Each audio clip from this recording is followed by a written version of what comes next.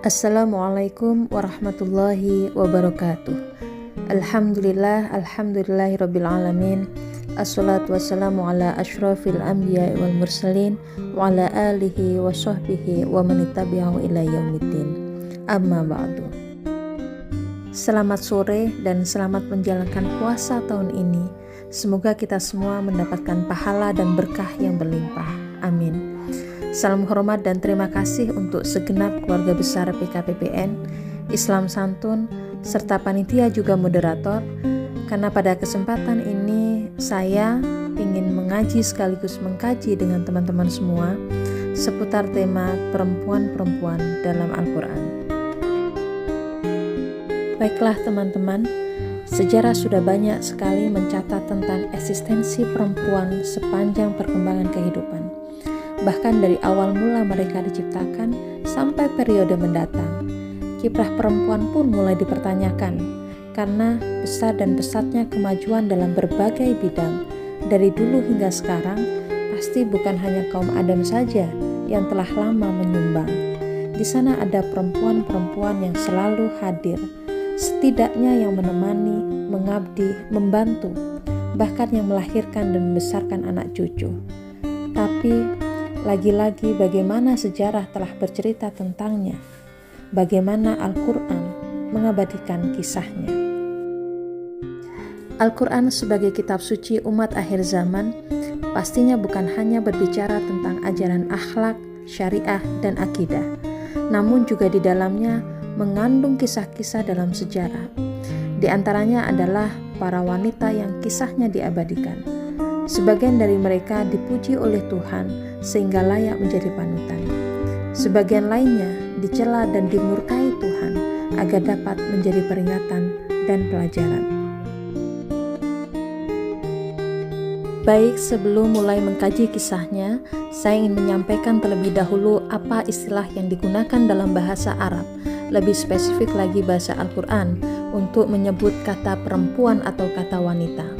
Maka kita akan mengenal 3 terma di sini. Pertama adalah al-mar'ah atau al-imro'ah, yang kedua adalah kata an-nisa, dan ketiga adalah al-untha. Karena ketiga-tiganya telah disebutkan dalam Al-Quran sebanyak puluhan kali. Kemudian pertanyaannya, apa yang dimaksud dengan ketiga istilah tersebut? Yang pertama tadi al-mar'ah. Al-mar'ah adalah perempuan dewasa yang melekat dengan karakternya sebagai perempuan dan istri. Tidak pernah digunakan untuk menyebut perempuan di bawah umur. Yang kedua adalah kata an-nisa. Kata an-nisa ini seringkali digunakan untuk memaknai perempuan secara umum. Beberapa kali digunakan untuk menyebut anak-anak perempuan, namun lebih banyaknya dikaitkan dengan peran sebagai perempuan pada umumnya dan seorang istri. Kata ini juga sering dihubungkan dengan hukum syariah seperti pernikahan, waris, persaksian, dan lain-lainnya. Yang terakhir adalah kata al-untha. Al-untha di sini maknanya perempuan secara biologis, sehingga kata al-mar'ah dan an-nisa dapat dimengerti sebagai perempuan yang sudah dewasa, sedangkan kata al-untha adalah jenis kelamin perempuan secara umum, dari kecil hingga lanjut usia. Kemudian, adapun para wanita yang kiprahnya dikisahkan dalam Al-Quran, setidaknya ada 14 wanita dengan berbagai kepribadian, yang mana mereka memiliki peran penting dalam sejarah hidup para nabi dan rasul sebelum Rasulullah Muhammad SAW. Dalam Al-Quran, 7 diantaranya dikisahkan sebagai istri-istri para nabi, seperti Hawa, istri Nabi Nuh, istri Nabi Lut, dan sebagainya. 5 lainnya memerankan statusnya sebagai seorang ibu, seperti Maryam, Sarah, Hajar, dan lain-lain. 1 orang yang dikisahkan lagi adalah sebagai saudara perempuan Nabi, yakni saudari Nabi Musa alaihissalam. 2 lainnya merupakan perempuan-perempuan yang tidak memiliki hubungan keluarga dengan Nabi, namun kisahnya terekam dalam Al-Quran, seperti kisahnya Zulaiha dan Ratu Balqis. Selain dari kisah-kisah perempuan di masa nabi-nabi terdahulu, Al-Quran juga menceritakan para wanita yang menjadi latar belakang turunnya ayat-ayat Al-Quran, yakni wanita-wanita yang hidup pada masa Rasulullah SAW. Di antaranya adalah putri-putri beliau, istri-istri Rasulullah, kemudian ada wanita-wanita lainnya seperti Romlah binti Abu Sufyan, Nasibah binti Ka'ab, Ummu Syarik, dan lain-lain. Salah satu hal yang menarik adalah bahwa dari sekian banyak wanita yang kisahnya diabadikan dalam Al-Quran, hanya satu sosok yang disebutkan namanya bahkan dijadikan sebagai nama surat tersendiri, yaitu Maryam binti Imran, ibunda dari Nabi Isa alaihi salam. Sedangkan lainnya diceritakan kisahnya tanpa menyebutkan nama, yang mana kemudian kita mengenal nama-nama tersebut, sebagian dari hadis Rasulullah SAW, sebagian lainnya dari cerita Israiliyat yang dinukil oleh beberapa mufassir Al-Quran. Baiklah teman-teman, dalam kesempatan ini saya ingin mengangkat salah satu wanita yang disebutkan kisahnya dalam Al-Quran. Nama serta ceritanya sangat dikenal dan digandrungi, namun tidak sedikit yang belum sepenuhnya mengerti sehingga seringkali disalahpahami. Ia adalah Zulaiha. Zulaiha dikenal sebagai sosok perempuan dalam kisahnya Nabi Yusuf alaihissalam. Namanya pun sebenarnya tidak ada dalam Al-Quran. Artinya di sini Al-Quran hanya menyebutnya dengan sebutan Imro'atu Aziz, yang artinya adalah perempuan atau istri seorang yang kuat, terhormat, atau bangsawan di negerinya.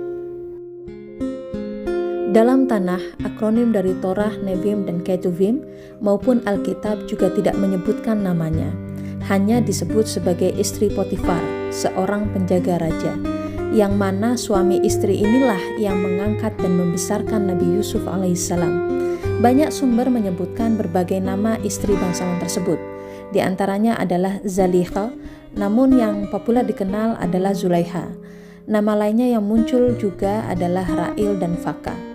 Banyak kesamaan antara Perjanjian Lama dan Al-Quran menyangkut arah dan alur peristiwa dalam kisahnya Nabi Yusuf alaihissalam dan Zulaiha. Meskipun dalam beberapa hal ada perbedaan, namun garis besar dari inti cerita kurang lebih sama. Seperti kesamaan alur cerita yang menjelaskan tentang sosok Zulaiha yang menggoda Nabi Yusuf alaihissalam dan mengajak pada kehinaan, meskipun Perjanjian Lama di bab 39 menyebut perilaku Zulaiha tersebut bukan hanya sekali dilakukan tetapi beberapa kali atau berulang kali.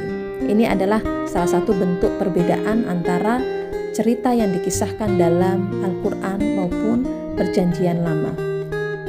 Singkat cerita, setelah peristiwa fitnah tersebut yang disusul kemudian dengan episode jamuan makan yang dihadiri oleh wanita-wanita bangsawan dan berakhir dengan masuknya Nabi Yusuf alaihissalam ke dalam penjara hingga beliau dibebaskan dan menjadi pejabat pemerintah, yang setidaknya kita mengetahui kisah beliau tersebut telah termaktub dalam surat Yusuf.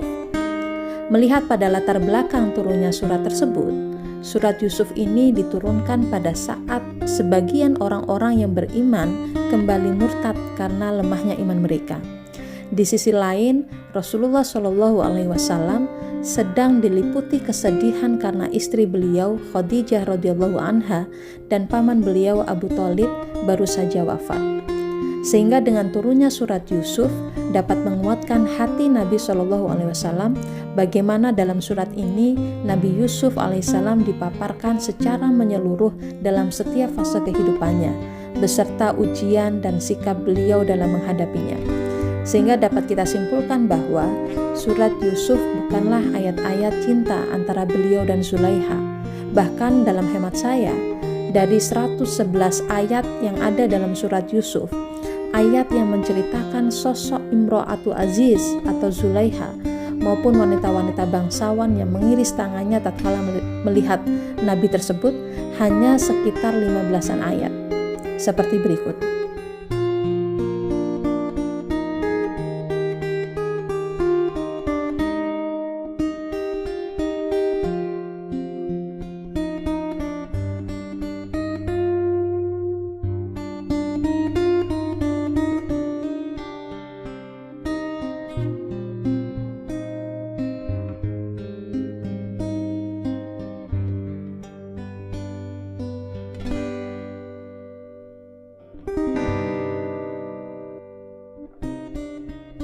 Kaitannya dengan Zulaiha atau Imro'atu Aziz, dapat kita simpulkan bahwa Al-Quran tidak banyak berbicara tentangnya, hanya menceritakan bagaimana Zulaiha dan suaminya pertama-tama membesarkan Nabi Yusuf alaihissalam, kemudian bagaimana perangai Zulaiha kepada Nabi. Tidak ada ayat yang menceritakan keberlangsungan hubungan mereka, apakah Zulaiha pada akhirnya menikah dengan Nabi Yusuf alaihissalam atau tidak, dan sebagainya. Di samping juga, seperti Profesor Quraish Shihab menuliskan dalam tafsir Al-Misbah, bahwa tidak juga ada riwayat yang menyatakan pernikahan keduanya.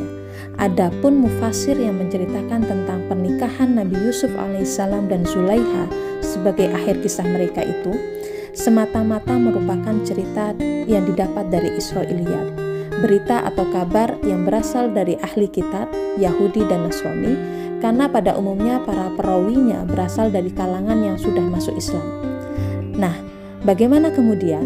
Menurut Imam Adz-Dzahabi, meskipun kisah Israiliyat tersebut dipercaya tidak sampai merusak akidah seorang muslim, namun juga tidak dapat dijadikan sandaran kebenaran karena tidak termaktub baik dalam Al-Quran maupun hadis Rasulullah SAW. Teman-teman sekalian, sebagai perempuan, banyak sekali pelajaran yang dapat kita peroleh dari kisah Zulaiha. Karena menjadi wanita bukan bagaimana menjadi kaya dan mempesona, tapi bagaimana kita menjaga akhlak mulia. Wanita boleh saja mencinta, asal jangan membabi buta. Wanita boleh inginkan bahagia, asal baik dan benar caranya. Demikian yang dapat saya sampaikan. Mohon maaf atas segala kekurangan dan kesalahan. Semoga dapat bermanfaat dan mudah-mudahan dapat bertemu kembali dalam kisah-kisah perempuan berikutnya, insya Allah. Usikum wa iyaya nafsi bitaqwallah. Wassalamualaikum warahmatullahi wabarakatuh.